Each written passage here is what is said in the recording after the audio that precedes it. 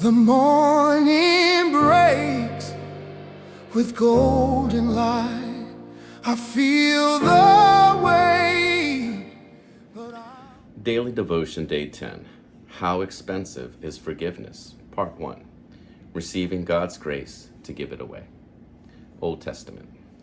Who is a God like you, pardoning iniquity and passing over the transgression of the remnant of his heritage? He does not retain his anger forever, because he delights in mercy. He will again have compassion on us and will subdue our iniquities. You will cast all our sins into the depths of the sea. Micah 7, verses 18 and 19, New King James Version. New Testament.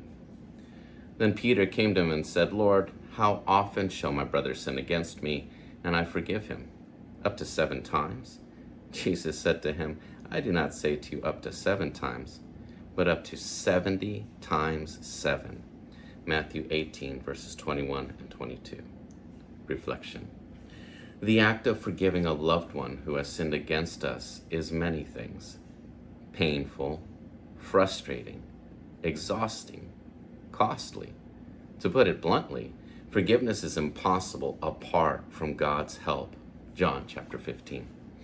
When someone we trust wounds us, the damage runs deep. Trust is broken, fears rise, we brace ourselves for the possibility of being hurt again. And yet, Jesus speaks directly to this ache. In Matthew 18, he tells a parable of a king settling accounts with his servants. One servant owes an astronomical debt, unpayable by any imaginable means. The king, moved with compassion, forgives it entirely. But that same servant, when wronged by a fellow servant over a much smaller debt, refuses mercy. He demands repayment. The king, seeing this bitter pettiness, revokes his forgiveness and delivers him to judgment. The message is clear.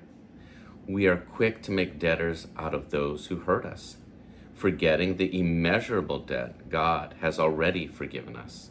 And yet, as the parable shows, forgiveness does not come naturally. It must be learned. It must be received before it can be given. And even after receiving it, it is often so hard to be generous with it. Micah reminds us that God is not stingy with grace.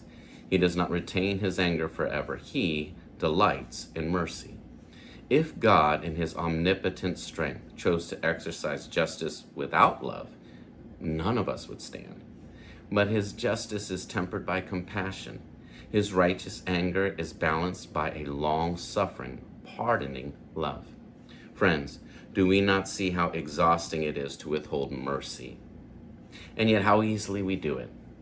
May God help us grow in our appreciation of his generous love, that we may learn to extend it to one another.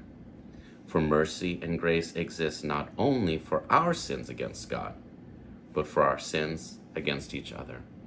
See you guys tomorrow for part 2. Oh, guide me through this endless maze. Lift me high.